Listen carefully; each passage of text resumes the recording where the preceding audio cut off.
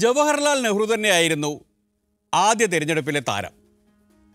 അദ്ദേഹത്തെ വെല്ലുന്നൊരു നേതാവ് കോൺഗ്രസിലില്ല, പ്രതിപക്ഷ പാർട്ടികളിലുമില്ല. 1951 സെപ്റ്റംബർ 30 ഞായറാഴ്ചയാണ് നെഹ്റു പ്രചാരണം ആരംഭിച്ചത്. പഞ്ചാബിൽ പാകിസ്ഥാൻ അതിർത്തിയോട് ചേർന്നുള്ള ലുധിയാന നഗരത്തിലായിരുന്നു ആദ്യ പ്രസംഗം. 9 ദിവസം കൊണ്ട് രാജ്യത്തിൻ്റെ ഒരറ്റം മുതൽ മറ്റേ അറ്റം വരെ നെഹ്റു സഞ്ചരിച്ചു. മൊത്തം 25,000 മൈൽ ദൂരം, അതിൽ 18,000 മൈൽ വിമാനത്തിൽ.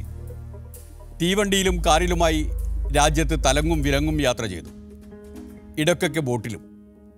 300 വൻ പൊതുയോഗങ്ങളും നിരവധി തെരുവ് യോഗങ്ങളും.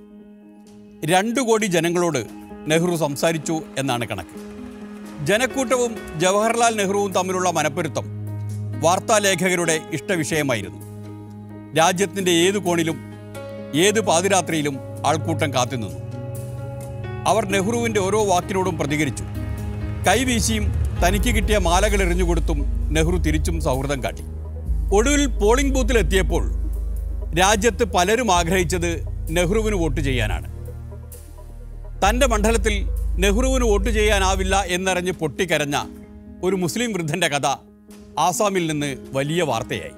പ്രചാരണത്തിൽ ജനസംഘത്തെയും കമ്മ്യൂണിസ്റ്റ് പാർട്ടിയെയുമാണ് നെഹ്റു കാര്യമായും ആക്രമിച്ചത്. ഉത്തരേന്ത്യയിൽ പലയിടത്തും ജനസംഘ പ്രവർത്തകർ നെഹ്റുവിന് കരിങ്കൊടി കാട്ടി. RSSൻ്റെയും ഹിന്ദു മഹാസഭയുടെയും ജാരസന്തതി എന്നാണ് ജനസംഘത്തെ നെഹ്റു വിശേഷിപ്പിച്ചത്. നെഹ്റു മാട്ടിറച്ചി തിന്നുന്നവനാണ് എന്ന് അവർ തിരിച്ചടിച്ചു. സോഷ്യലിസ്റ്റ് പാർട്ടിയെ നെഹ്റു കടന്നാക്രമിച്ചില്ല. താൻ ആദരിക്കുകയും സ്നേഹിക്കുകയും ചെയ്യുന്ന സുഹൃത്തുക്കൾ എന്ന പരിഗണന അവർക്ക് നൽകി. എന്നാൽ നെഹ്റുവിൻ്റെ മകൾ ഇന്ദിര സോഷ്യലിസ്റ്റുകാരെ വെറുതെ വിട്ടില്ല. സോഷ്യലിസ്റ്റുകാർക്ക് അമേരിക്കയിൽ നിന്ന് ഡോളർ വരുന്നുണ്ട് എന്ന് ഇന്ദിര പൊതുയോഗങ്ങളിൽ പ്രസംഗിച്ചു.